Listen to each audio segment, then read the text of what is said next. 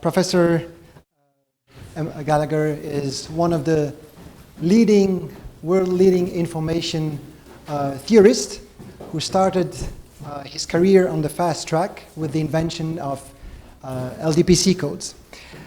Professor Gallager has won many of the most prestigious awards. He's a member of the National Academy of Sciences, the National Academy of Engineering, American, and he, among his many awards, so he won the Shannon Award, which is the most prestigious award from the information theory community. He also won the IEEE Medal of Honor, which is the highest distinction across all IEEE. Finally, Professor Gallager has inspired and guided generations of students and still represents one of the pillars of our society. So please welcome Professor Gallager.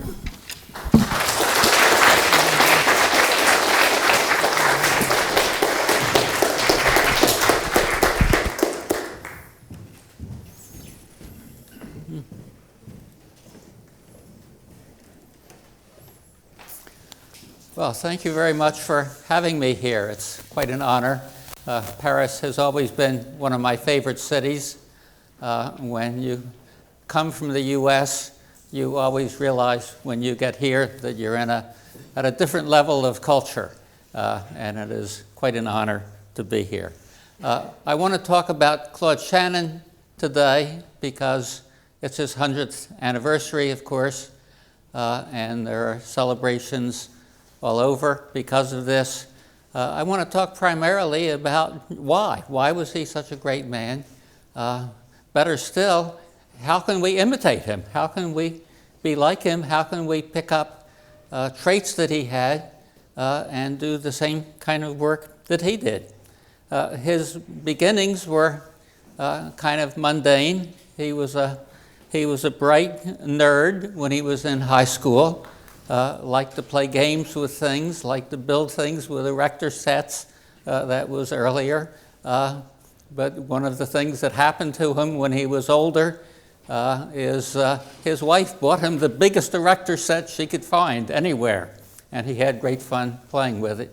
But he also built many other things just for fun. So he was a kid in many ways, and he grew up to be a kid in many ways, kept on doing all of these things that were great fun, but at the same time sort of did important things while he was at it. When he went to MIT as a graduate student, he went there because he saw a notice that there was a requirement for somebody to babysit the differential analyzer, which was an early analog computer that Vannevar Bush had.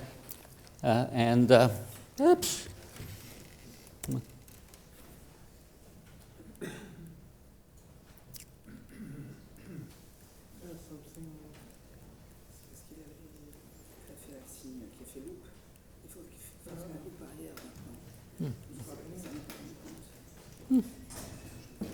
Somehow this is not doing what it's supposed to do.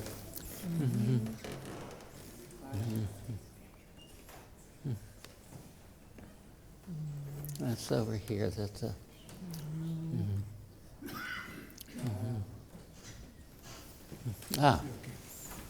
okay.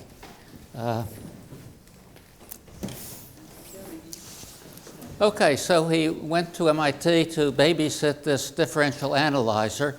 What you don't usually hear about was that Vannevar Bush was one of the great technologists in the US after the Second World War.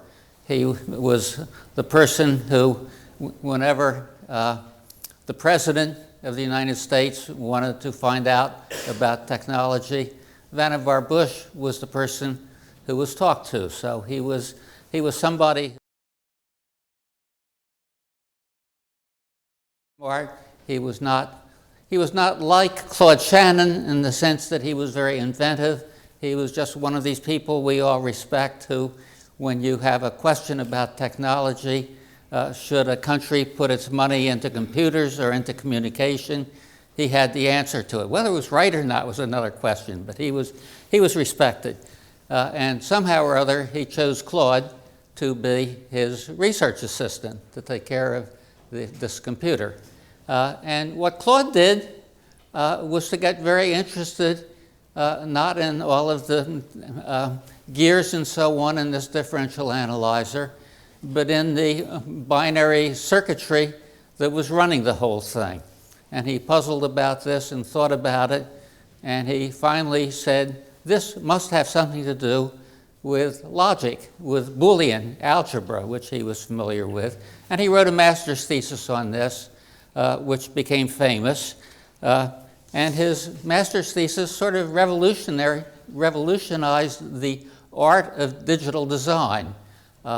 And people at Bell Labs who were building switching circuits at that time for the telephone system, terribly complicated things, and people who were starting to try to design analog computers all thought, this is a wonderful thing. So they all took up Shannon's master's thesis, which he had published. It won an award as a primary master's thesis of the ages, almost. People have said it was the most important master's thesis ever written. I don't know about that. But it was very famous, and it established him so that he could write his own ticket after that. So it was a very important piece of work, and he was famous after that.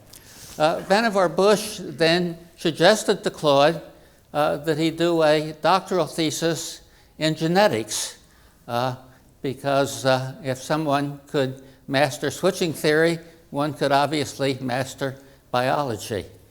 Well, as it turned out, biology wasn't quite ready for the kind of mathematical research that Claude Shannon liked to do. Claude Shannon was the kind of person who liked to look at things in their broadest context and figure out what's most important here. And genetics just wasn't ready for that. So he finished his doctoral thesis quickly, and what did he do? Most of you people, when you finish your doctoral thesis, you write it up. You write a paper about it. You give it in 20 different talks, everywhere you can find. You write 20 variations of it and build up a publication list of 20. You find friends who do related things and build up another 20 papers. Nah, he didn't write it up at all. I'm going to explain why I think he didn't write it up later, but for now, let's just go on and say it was a neat thesis in some ways. It was what you would expect a very bright person to do if they were told they should try to develop a mathematical theory of genetics. It wasn't something that was going to shake the world. He didn't want to spend his time doing that. I'll explain later what he does spend his time doing, but he didn't want to do it then. He didn't like to write in the first place. He wrote beautifully. Any of you who have read any of his papers, if you give them time to think about them, they are beautifully written. He says just the right things in just the right way. But anyway, he put that off for a while. He started to get interested in communication theory, but this was during the Second World War, and he got talked into working on fire control, where he did a lot of very good work. Again, published memos and things like that, not much else. He was at Princeton's Advanced Study Institute for a while, worked on these war-related things there. He couldn't write anything because everything was classified. I understand that because when I was drafted into the Army a number of years later, I was working on something called battlefield surveillance. And battlefield surveillance was the recognition by the Army of the US and of all other countries that it would be helpful if officers had some vague idea of what was going on in a battlefield, because you lose battles because you don't know what's happening. So our function was to design a system for battlefield surveillance, radios and computational devices and systematic ways of understanding what's happening. The first thing I did, it was a very bright group I was with people who were very smart. And I had an idea one day, wrote it up in a short memo, gave it to the typist to type it up. In those days we didn't have these little things. So whenever we wrote something, we wrote it out longhand, and then it was typed up by someone else. Overnight, I realized I'd done something very wrong in this memo. I hadn't thought about it very much. Asked the typist to get it back. Sorry, it's been classified. It's top secret. It was top secret, but it wasn't right. But there was no way to correct it. Eventually, I got security clearance. I forget what happened at that point. But anyway, that's the way classified things work. The person who does the classification is not the person who understands the technology. So there's a great deal of classification of things that shouldn't be classified, and that's just the way it happens. But anyway, during the war... Still the same today. What? Still the same today. Yes, it's the same now. Very much the same now, worse now. Except anyway, one of the things that he did was while he was thinking about communication, you see, he was working on one thing, he was thinking about something else, and then he met Turing and was thinking about cryptography and wrote a memo about that, which was, of course, classified. At the end of the war, that came out. People thought that his cryptography work had led to his communication work. There's no way to tell, because this was all in his mind, but talking to his wife, talking to other people who were working with him at the time, I am pretty sure, and they were all pretty sure, that the cryptography came after the basic ideas of communication were there. His theory of communication was in a very elementary stage at that point, and the cryptography came as some development on that. So anyway, he did that, and by 1948, after the war, he had sort of sorted out everything he wanted to do with communication theory. He had enough that he felt he had a basic understanding, and he sat down and he wrote this paper on a mathematical theory of communication. It was republished later as the mathematical theory of communication. It became known as information theory. Claude did not call it information theory immediately. He used the word information. And I'm going through this because to most of us, before studying information theory, we get some idea of what information is as something that we use all the time in our conversation with others.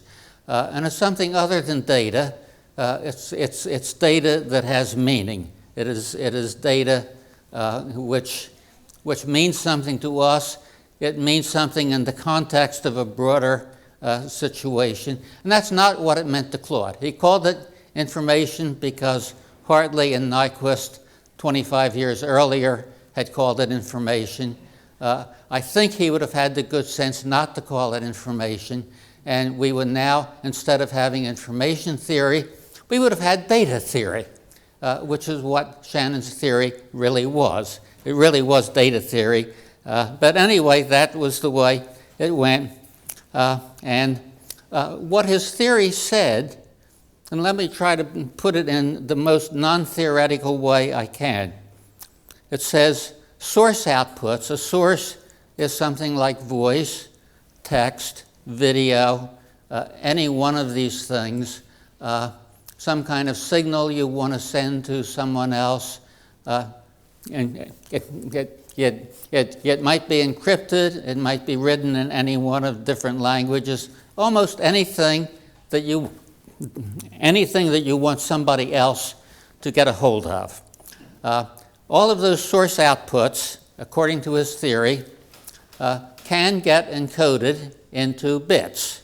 You encode things by, for example, having 26 letters and you encode them into each letter into 5 different binary digits. That's what Teletype does. Morse code does it in a different way by encoding letters into dots and dashes, all sorts of different ways of doing it. And he was saying not only language, but everything else, you can always encode it into binary digits before you try to send it anyplace. And then he said, when you're trying to transmit data from one point to another over communication channels, wires, broadcast channels, satellite communication, whatever it is, you can always think of encoding binary digits into something else, transmitting them at the receiver, decoding what the binary digits were. So you have a system where you start out with voice or whatever, go to binary digits to binary digits accurately, binary digits at the end, back to the original signals. And he was saying that any communication can take place in that way. And he was saying the loss of efficiency by this artifice of going to binary digits doesn't cost anything. And all children recognize this at this point.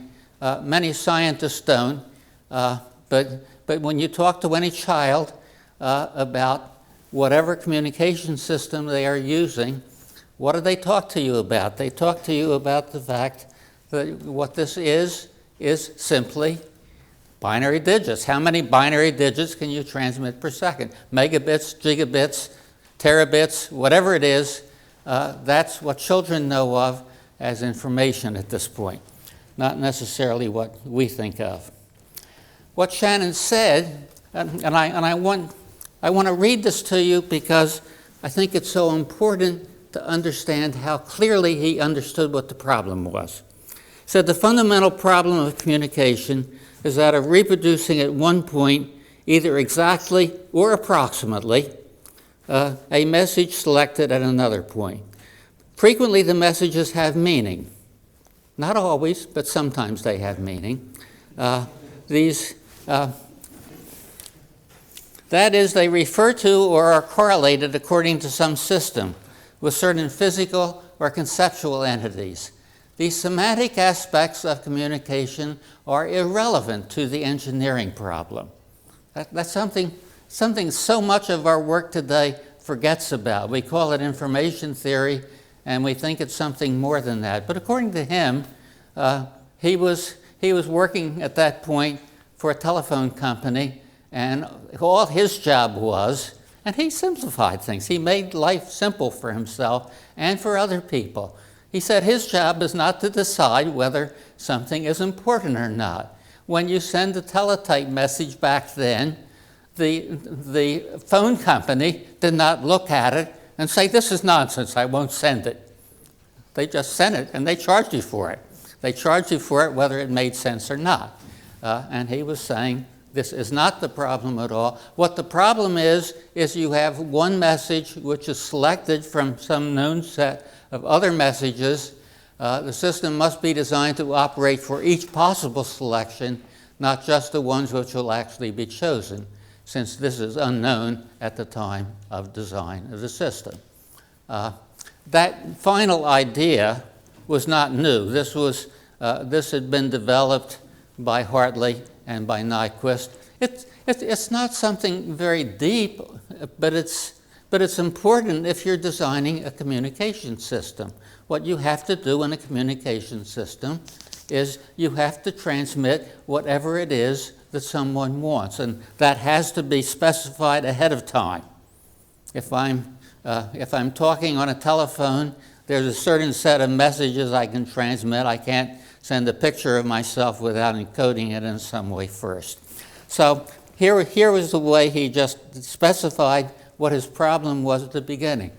I challenge any of you to try to say that set of ideas in less than twice as many words as that. If you can say it in less than twice as many words as that without copying it, you have the capability of being a Shannon-like genius yourself. Okay? Okay, he created information theory then.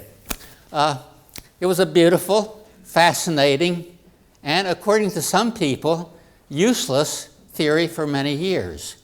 And I know it was useless because this was done in 1948. I did my doctoral thesis in 1960, which was 12 years later. Developed what I thought was a very neat coding scheme. That's called LDPC today. And it was useless. It really was. I started to work for a consulting company along with teaching at MIT after I finished my thesis. And this company was formed to try to develop coding systems. They wanted to correct errors on channels, and they thought they could sell that. And the first thing I tried to do was to look at a particular thing they wanted to design and say LDPC codes is one thing we might use. There were various other things, Hamming codes, which didn't work very well, but all sorts of intermediate things. And it was clear that LDPC was not a contender at all. It was not a contender because the technology was not there at the time. It would have cost too much to build something like that. It just took too many. We then dealt with relays, which were like this in size, even in 1960. Relays were a little smaller than that then, but not all that much. But all we had to deal with were these very tiny, very, very big at that time things, which were very expensive. So you had to design very simple things. The coding systems that got developed at that time could be used on things like space probes. Why on space probes? Because the value of sending a few bits was enormous. You're spending millions, billions in today's dollars of money to send up this little space probe, and any amount of money you could spend to make a lightweight coder that you could send data back on was worth it. So the company survived for a while on building things for space probes. There weren't too many space probes. You couldn't make a company operate on space probes. So coding became dead at the time and remained dead for quite a while because the things that were simple enough to do really didn't work very well. Okay, so the question then is, would modern communication technology, computer technology, and their synthesis, which is now what the web is all about, is there any way that they would have developed as quickly if it hadn't been for Shannon? We keep saying that Shannon developed coding. I mean, Rudiger gave a lovely talk about all of the different things coding has done. What he kidded you about a little bit is how long it took. It took a very large number of years, and these things developed very slowly. And before any of them were very practical, many people were starting to get tired of it all. When I finished my doctoral thesis, this was in the very early days of coding. People were just starting to get a sense of what kinds of things might be useful in the future. What advice was I given as far as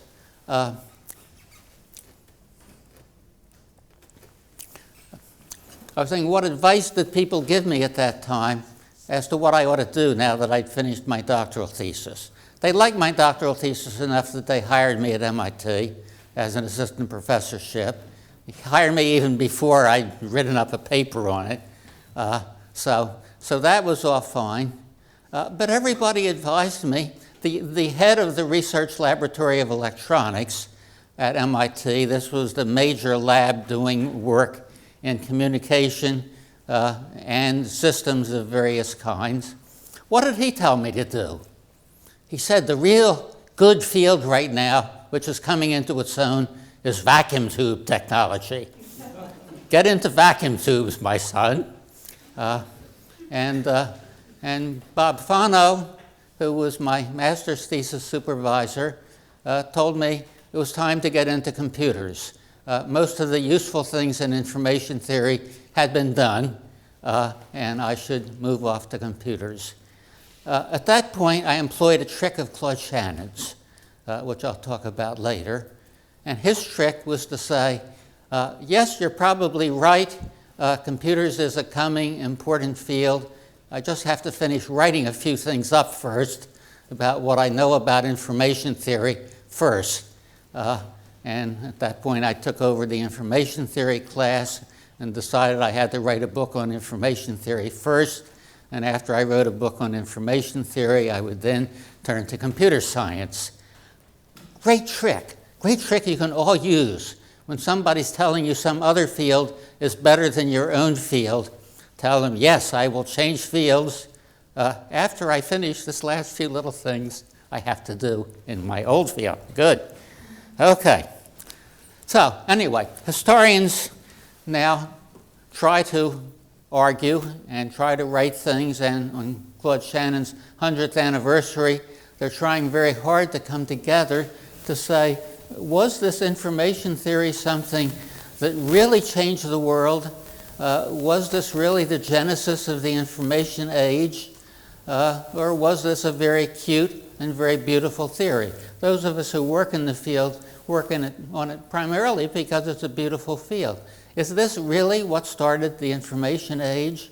I think from some things I've seen about the information age, from seeing people walking in the streets with their little cell phone in front of their face, not looking.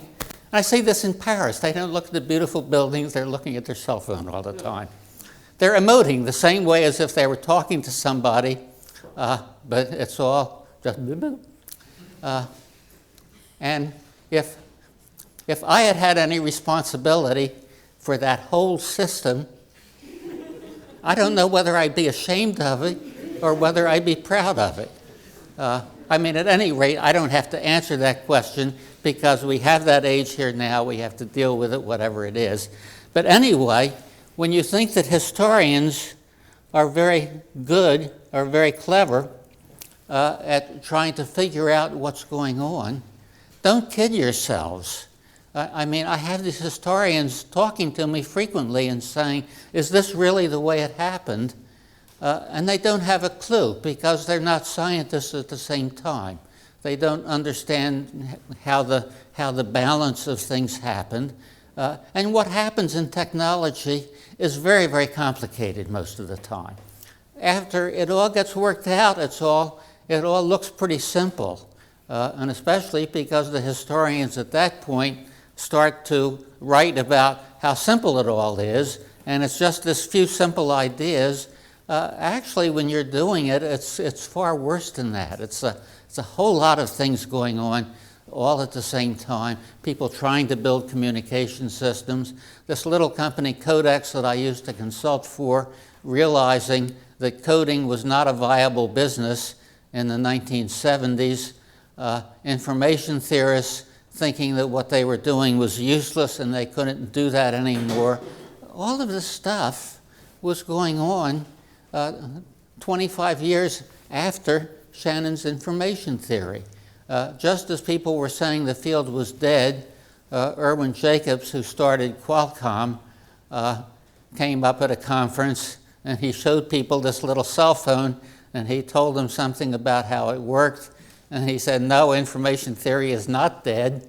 And fortunately he did that because otherwise the field might have died out entirely. But anyway, it kept on going. But historians don't understand what these dynamics were. Part of the reason I give talks like this is because I try to convince you people and hope you people will convince other people of what the history really was, so that when people finally write a history they agree with. When you look at history of 500 years ago, you don't see any questions about things.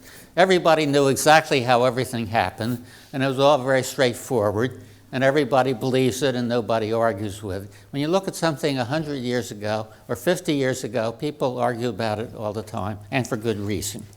Anyway, since I can't tell you really in simple words how it all evolved, the question I do want to get at, which I think is the important question, is how can we understand what the techniques that Shannon used were that made him so successful as an inventor? he not only invented information theory, he invented chess machines, he wrote a beautiful paper about Turing theory. He built a mouse which ran around and solved mazes. Building the mouse was cute, but the idea of how to solve mazes electronically was not completely trivial. It was something that required some thought, and he was the one who solved that problem in the best way at that point.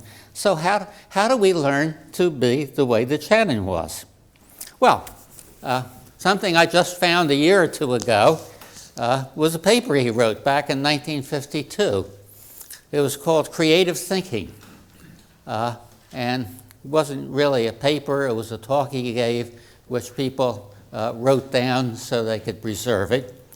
And he started off with three main attributes for being creative. I hope you don't mind me switching from doing research to being creative. I think it should be clear that there's a very strong correlation between doing good research and being creative. And these three things were sort of not terribly interesting. Training and experience is necessary.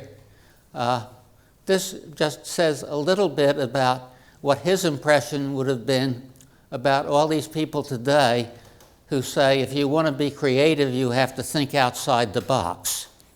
And this was just the opposite of that. He was saying if you want to be creative, you have to understand the field you want to be creative about first. You need some experience. You need to put in your time first, to a certain extent. You can't just and something wonderful comes to you. It doesn't work that way.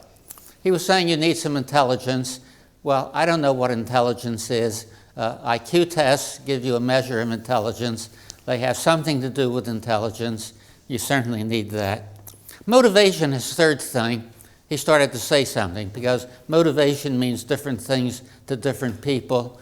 But to him, what motivation meant, and I think what motivation means if you want to be creative, is you have to have a drive to ask questions about things. When you see something, you have to have a drive to understand why it works.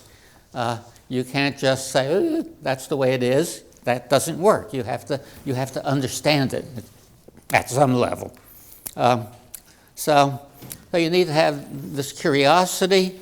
You need to follow that curiosity up with all sorts of ways of understanding something in multiple ways. When you understand it in one way, that's not enough. You got to understand it in lots of ways. You got to understand it in every way you can. You have to take your curiosity seriously. You have to get some satisfaction from the understanding that you're getting. If you don't get those things, if you only do research because you want to be successful as a professor or because you want to make money, don't do research. Do something else. You'll be more successful somewhere else. If you need to have motivation as a researcher to be a researcher. But to me, the important thing was what he did next. He talks about tricks for formulating and solving problems. And this, to me, was what the essence was of what Claude was really all about.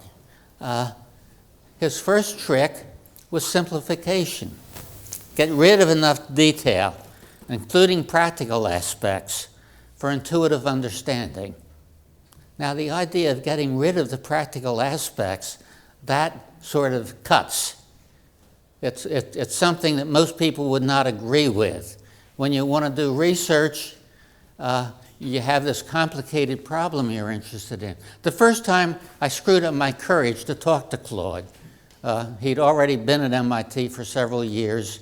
I viewed myself as totally unworthy of this person. But finally, I was thinking about what I thought was an important problem, something that looked like it would be useful, something that looked like it would be fun to work on. I went in to talk to him about it. And he puzzled about it for a while. I mean, I was lucky in the sense that I presented it well enough that he didn't just say, oh, this is nonsense, and get rid of me as fast as he could. He decided to spend the time trying to think about it, at least. And he said, well, why do you need this assumption in what you're talking about? Why don't you get rid of that? And why don't you get rid of that assumption? And I kept arguing a little bit why I wanted these things, because they were what made the problem important. And he kept saying, well, they might make the problem important, but they're not what makes the problem understandable. So we got rid of all these things. And pretty soon we kept getting rid of more and more things, going to simpler and simpler examples, one thing after another. I was feeling terrible because my beautiful problem was starting to look trivial. And when it looked trivial enough, both of us saw instantaneously how to solve the problem. He, because he was very smart, me, because I'd been working on the problem for 2 months. So it gave me a lot of confidence. It told me I can do in 2 months what Claude can do in 5 minutes. And if I can do that, I might as well keep on trying to do research. This is worthwhile. But what happened then? After solving this very simple version of the problem, we went and put back all of these other assumptions, and everything worked out. In other words, when you simplify a problem enough that you can see intuitively what it's all about, then you can start to go back again. Okay, well then, the other things that he did were similarity. We all do that. We try to find a similar problem which has been solved, and that helps us. We try to reformulate problems. Some of us try to reformulate problems. Some people, they do their doctoral thesis and they continue trying to solve the problem one further layer for the rest of their lives. They never get away from it. They never stop. They continue. This tape goes around and around and around and around in their mind forever, and they never stop and say, is there another way to look at this problem? Or perhaps, is there another problem I ought to look at? But no. Then the next thing that he talked about was generalization. Well, we all know about that. Anyone who's a self-respecting mathematician, as soon as they find something, they try to generalize it as much as they can. That's standard procedure.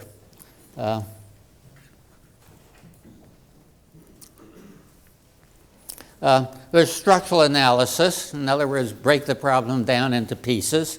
There's inversion. There's work back from the end. If you can't go from here to there, see if there's a way to get from there back to here, and then see if you can fudge things a little bit. If you can't do that, work from the beginning and work from the end. Those of you who are still students, if any of you are still students and you're taking a quiz, this is a wonderful idea. You have a hard problem to work on. You start at the beginning, you write lots and lots of equations.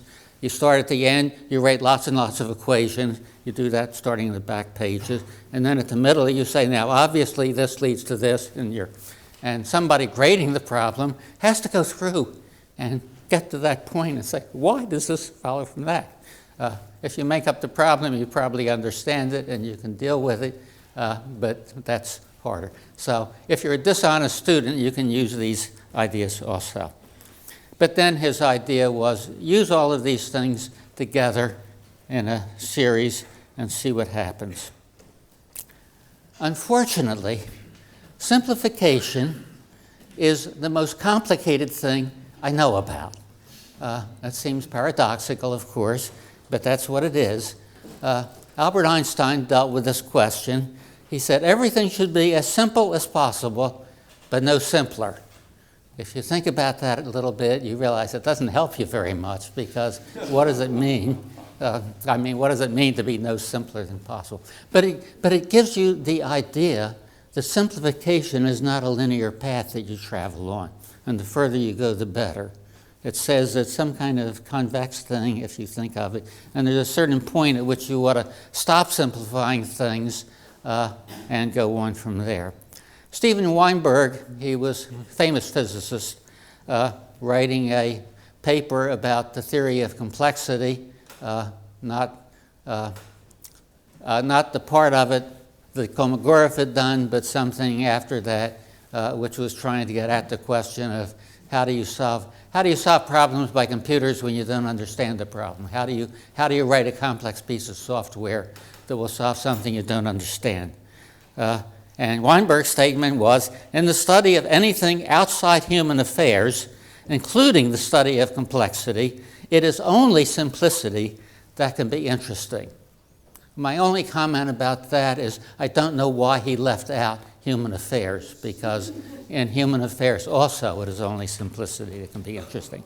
Brancusi, the artist, simplicity is not an end in art, but one arrives at simplicity in spite of oneself and approaching the real sense of things. Alfred North Whitehead, this was the one that really made sense to me. Whitehead, you know, was the person who, along with Bertrand Russell, wrote the Principia Mathematica, thank you, yes. Beautiful piece of work. Many people say it was more complicated than it had to be, but if you think about it a little bit, it really had to be complicated. But anyway, his statement was, search for simplicity, but mistrust it. And this, I think, really gets at the essence of it. You search for simplicity, but when you think you found it, you start asking nasty questions about it. So you go back and forth between looking for something simple and then trying to find out why it doesn't work.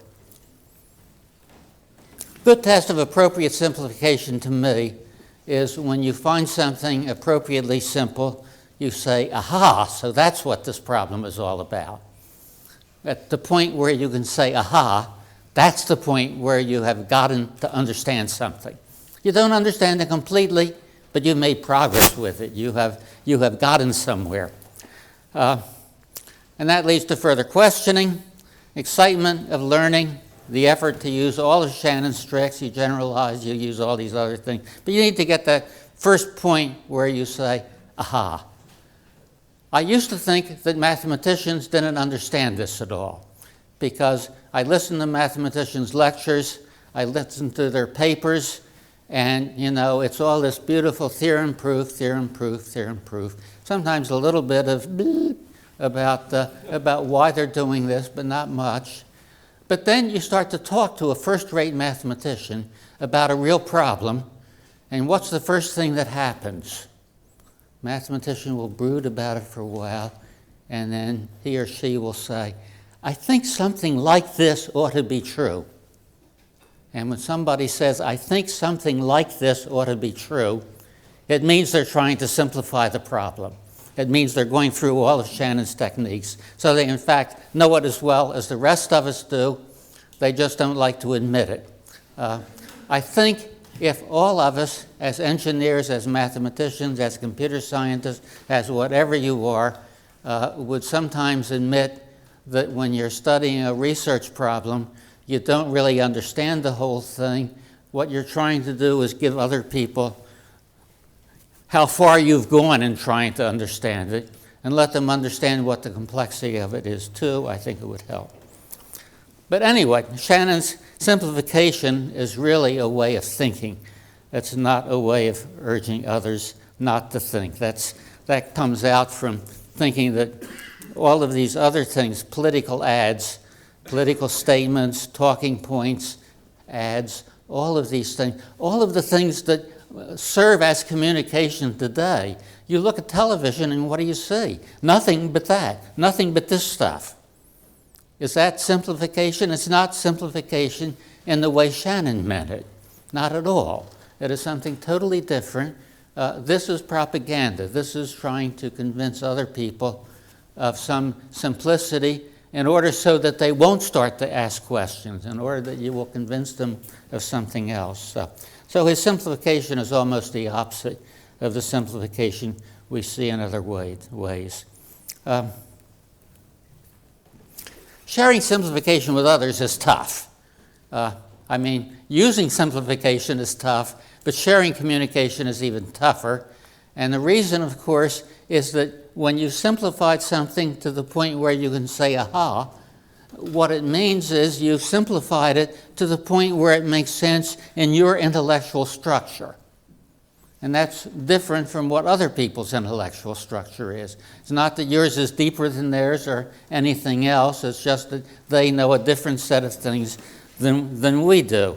To an engineering freshman, Riemann integration is simple, and Lebesgue integration is complex.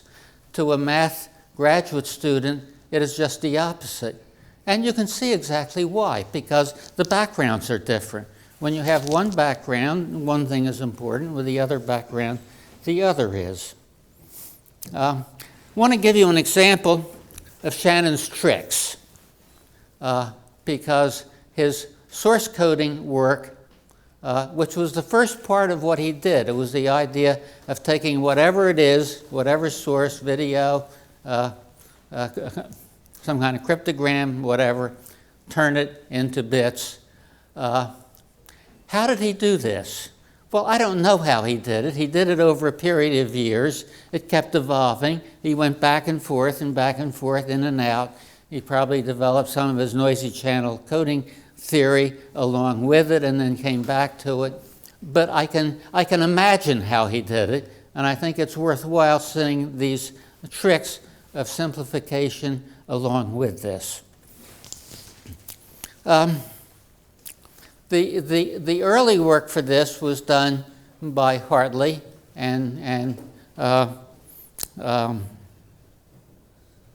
Nyquist earlier, who realized that when you wanted to encode something into bits, it was not just a string of letters that you wanted to encode into bits, but rather it was a string of choices from some fixed set of things. He simplified the problem first by saying the problem was too complicated to start with. He would simplify it by encoding one letter at a time. The more complicated thing would be to take the whole message, encode that whole message all at once. People who love complex things would do that, of course. But he said, let's do it just one letter at a time. Morse code was one example of that, and Morse had done it before. Let's consider a three-letter alphabet. Here I'm going even simpler. A, B, and C are the three letters. Let's make them stochastic. Let's let A have probability a half, B have probability a quarter, and C have probability a quarter. Now you see what I'm doing here is trying to solve the problem intuitively without really understanding anything about it. But if I have these three letters, probability a half, probability a quarter, it's almost obvious that what you want to do is to encode A into a 0 and include B and C into starting with a 1 and then having either a 0 or 1 following that. So you're encoding A, which is the probable thing, into a single bit, and you're encoding B and C into 2 bits each. Good. Without even stopping to try to prove that that's the best thing to do, and you can prove it's the best thing to do just by trying all other examples. There aren't that many of them. He then said, well, suppose these three letters are equiprobable.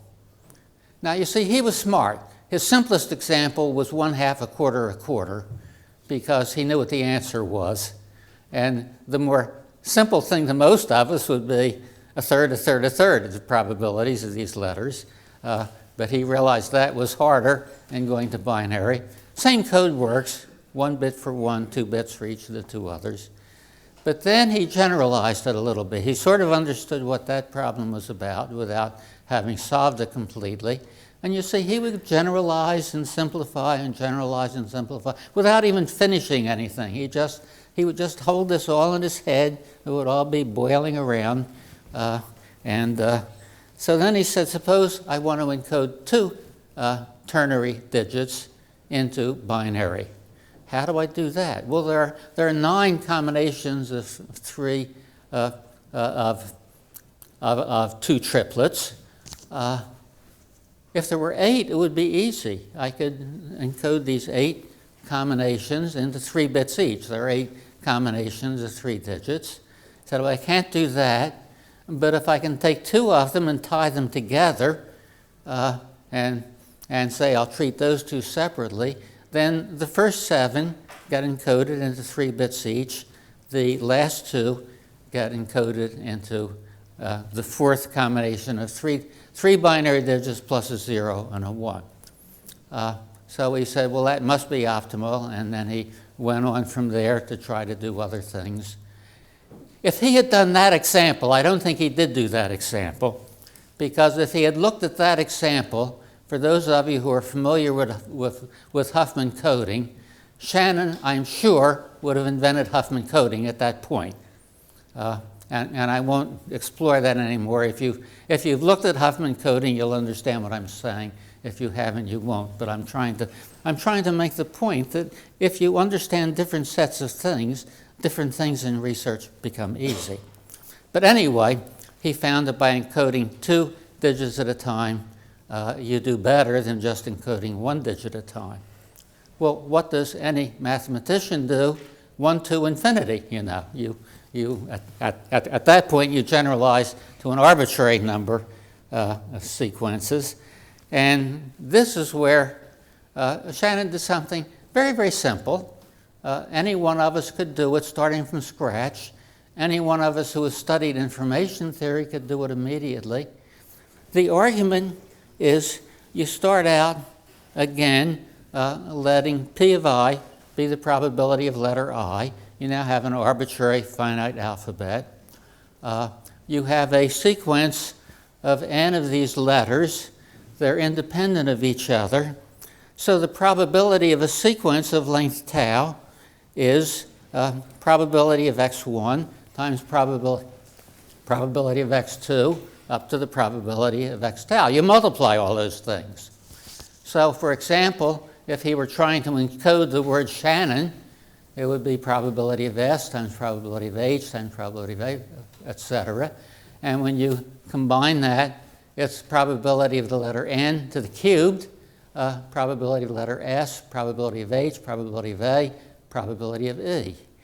And then you think if we make this long enough, we can use the law of large numbers. Because in fact, the number of S's is going to be the probability of the letter S times the length of the sequence, approximately. So he said the probability of x tau for tau very large is going to be the product over the different letters of the alphabet of P of I times tau to the P of I. And then all you need to do is take that P of I and put it up into the exponent, and you get the second line down there in the bottom. You get 2 to the tau times the sum of P of I log to the base 2 of P of I. Then you have to know something. You have to know that that's the formula for entropy. So he says, yes, so the probability of x of tau for very large tau is going to be close to, in some sense, 2 to the minus tau times the entropy of that source. Now, for many years, people thought that was complicated. People wrote papers proving it precisely. I mean, with extra things put in. I'm not belittling what the other people who gave proofs of this did, but the idea itself was utter simplicity if you go to some simple things first and you work your way up. Any person in this room could have done that. Any person in this room could have found that entropy was the right way to look at independent sources, and that would make life very simple for them. So entropy comes out there. Other people thought of entropy as being important, but not that much so. So then he went on to say all typical sequences have about the same probability, the exponential order in tau. Cumulatively, their probability is about 1. I'm being very careless about epsilons and deltas. There are about 2 to the tau h of p typical sequences. Typical sequences can be distinguished by about tau h bits for each one, but not by any fewer number of bits. So there we have his source coding theorem, and you can extend this to Markov sources, to hidden Markov sources, and everything else. So all of that follows through. But it follows through just by using his ideas of how to do research. It extends, so that's nice. Jacob Ziv and Abe Lempel in 1978 or 9 decided that wasn't quite enough because you didn't really know the probabilities of the letters coming into a source. If I built an encoder to try to turn sources into binary digits, what's going to get put into there is some messages in English, some messages in French, some messages which are just computer code, all sorts of things. So their idea was, why don't you measure the statistics and encode the statistics at the same time. You have to measure things enough ahead of how you encode it, because the receiver, if you're looking at the decoder, the decoder has to have those statistics to look at to find out what the code is. But that again is something that anyone in this room could do if they found the right simplification to start with. So Claude's work was brilliantly simple and simply brilliant. The same typical sequence arguments he used, and I'm going to finish up shortly, same typical sequence arguments he used for sources work for channels. You just have to look at the noise sequence and the source sequence as jointly typical. Instead of being one sequence is typical, you look at pairs, and the pairs are typical, and from that the noisy channel coding theorem follows. Again, it's a lot of work to do it. What he had to do was something very, very clever, which was to use random coding.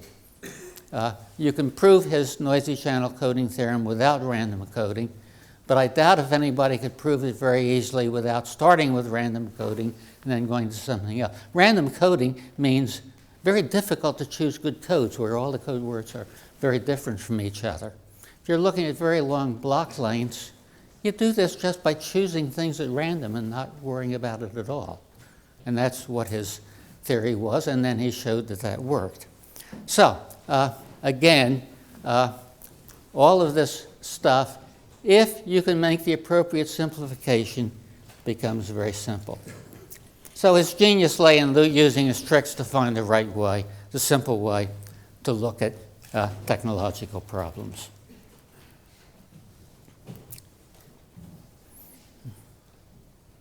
Seems to be a shortage of Shannon-style curiosity these days. Why can't we... you can't really push people into using these ideas. If they want to use them, they will. If they don't, they won't. But we can stop pushing them in the opposite direction.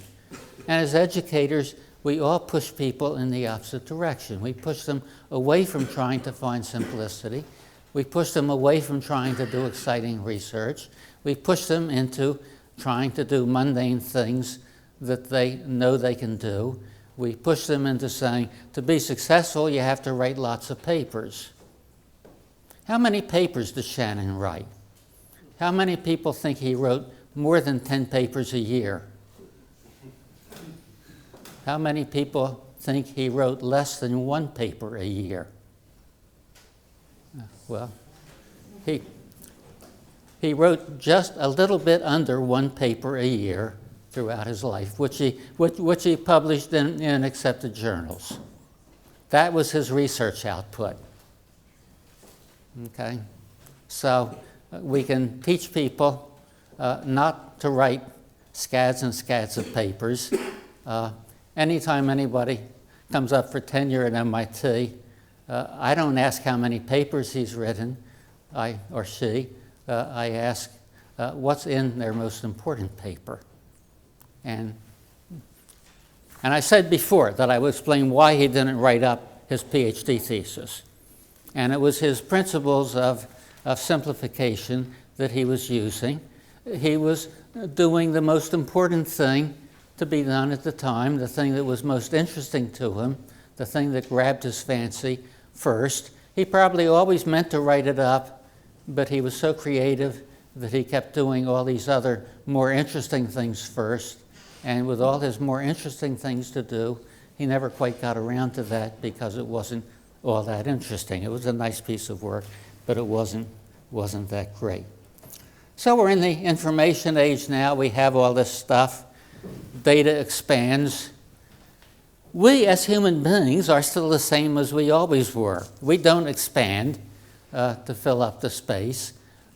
People talk about making robots like human beings. Why would you ever want to make a robot like a human being? You can make a robot do useful things. I can't make people do useful things. That's very hard. So anyway, we can try to bring all this technology down to ourselves.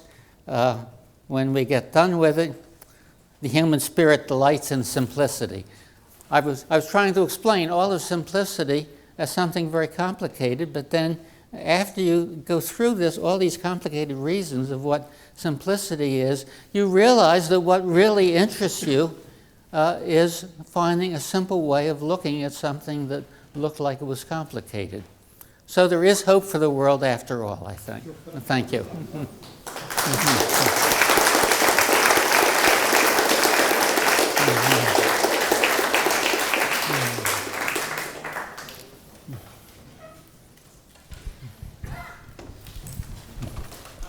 Well, I will ask the first question about information theory makes sense when the number of possible events or the alphabet size is finite. Yes. Can we still talk, is it still possible to talk about information theory when the number of events is infinite? For instance, picking up a real number, the probability is 0. Mm-hmm. Is this, to your sense, is it still possible to elaborate information theory in this situation? A wonderful question, because if you try to deal with the infinite case before the finite case, I think it gets very complicated.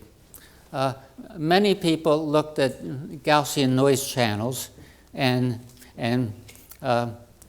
at the same time looking at signals which were arbitrary real numbers, where if you look at the probability of something, it's 0, of course. You can look at probability densities, and when you look at probability densities, if you view those as probability per unit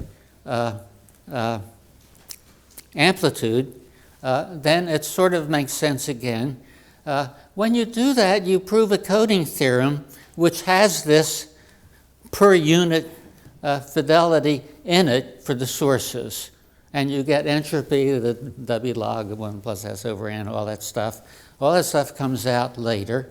But it's all more complicated because you have this energy constraint in it, and you also have the constraint that you're content on the source with just a certain amount of reliability and no more.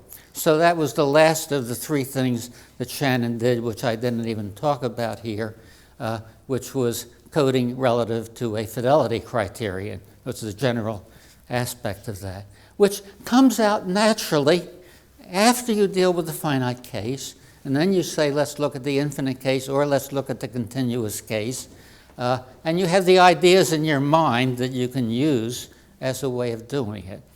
And what I'm pushing is not only looking at simple cases, it's looking at simple cases first, and then generalizing from there.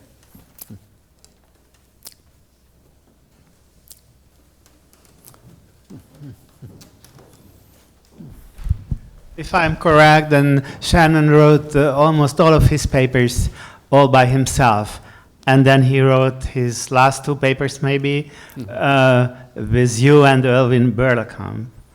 And it's such a nice thing that in mathematics, you can write papers all by yourself, and we can certainly say that Shannon created information theory all by himself. Mm-hmm. Now, like in literature, people keep writing their work all by themselves, whereas in mathematics and other related technical fields, this is less and less the case.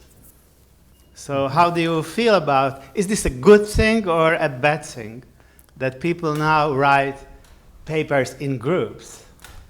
Well, if you're doing experimental work, you almost have to work in groups. If you're in a research environment where you are rewarded for the number of papers you write, or even worse, for the number of citations you get. I say even worse for citations because some of you don't, you probably don't know the game of getting citations. If you write all your papers with 10 authors, then all of your 10 authors will cite all of your papers and all the papers they write.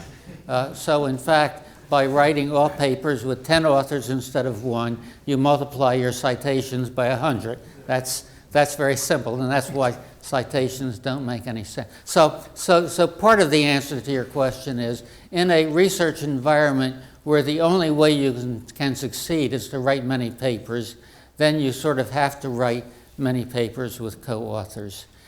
In the case of the paper I wrote with Claude, it was instigated by me.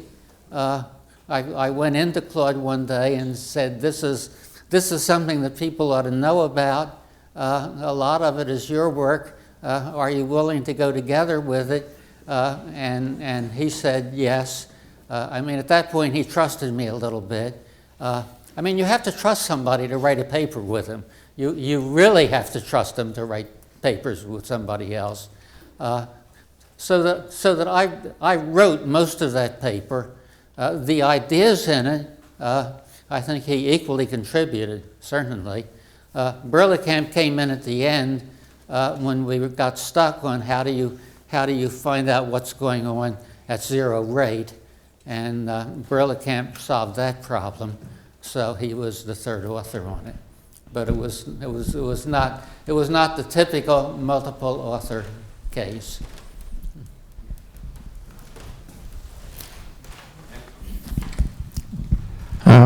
If I remember well, practice precedes theory. What? Practice precedes theory. In that particular case, for instance, during Second World War, IBM put machines in France in order to help for the census, which will help also the Germans to chase the Jews. And before that, you had Morse system. Yes. So the manipulation of information goes far before information theory. The theory might be useful in order to make correct codes in order to repair defects on the transmission, but the practice was far before. Even in 19th century, you had Morse and transmission. So that this relationship between theory and practice, I think is a point that you should develop. I would have said more about that if I was giving 5 lectures instead of 1. My feeling about it is that your question, and I don't mean to put you down at all, it's really the same question as which comes first, the chicken or the egg. Theory and practice build on each other. You need the theory to get the practice. You need the practice to get the theory. That early practice of the Morse code was, yes, it was practice. It was built on virtually no theory. What Shannon did was to understand the theory of those simple cases. From the theory of those simple cases, understand the theory of more complex cases, namely how do you do this problem in general? How do you find out what's the best you can do? Otherwise, you never know whether you've done a good job. Building a product is a matter of doing many, many different things. How do you know when you've gone far enough in each one of them in order to stop? So you really need the theory, a simpler theory, to do the practice. And then after the practice is done, that certainly sharpens the theory enormously. I was talking about this company Codex that I used to consult for that built coding equipment. The standardization of the code came in 1963 when IBM imposed the Ascii code, American Standard for Communication. Yes. And this before that you had the words of different sizes, and this was decisive. And after that, of course, you had the Unicode because all languages couldn't cope with the Ascii. So it was a decision of a company. Yes. It was not a theoretical one. It was a decision of the company which followed the the practice of the day which followed the theory that Shannon had developed. I mean, Ascii code was 8 bits per letter. Teletype code was 5 bits per letter. Why do you go from 5 bits to 8 bits? Because the business is bigger. IBM was big, so they wanted something that would handle a much larger number of cases. The hidden thing there is we were starting to get to the point where it was not quite so expensive to transmit things. You could be a little more wasteful. You could use 8 bits instead of 5 bits for significant advantages. If you could get it standardized, which they did, that's great. But again, you can't say that practice always precedes theory. No. Thank you, sir, for your very wise message. What? And with your permission, I'm going on in French now. Parce que j'ai juste une petite information à apporter par rapport à des questions qui ont été posées hier. J'ai fait une petite recherche sur la déclassification des textes de Shannon. Et on peut trouver le texte déclassifié, le texte intégral de 45, sur le site de l'Association internationale des chercheurs en cryptologie, iacr.org/museum/Shannon, et / vous tombez sur le document qui a été publié à l'occasion du centenaire Shannon pour les célébrations, qui s'appelle Shannon45.pdf. Et il y a une petite introduction très intéressante de 3 pages.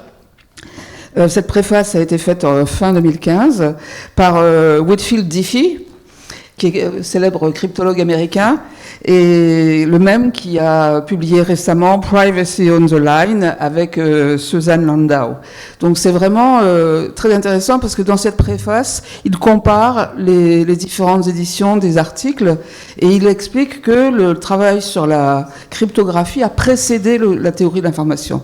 Il l'explique bien et il explique aussi que ce document de 45, en gros, contient déjà toutes les idées. Ensuite, ça va être splitté, mais en gros, il y a déjà tout. Voilà. En tout cas, si j'ai bien compris ce que proposait le professeur Gallager, l'idée c'est qu'au moment où il a écrit l'article, où il a écrit en 45 sur la cryptographie, c'était déjà en germe la théorie de l'information, mais ça n'avait pas encore été publié, c'était à un stade primaire.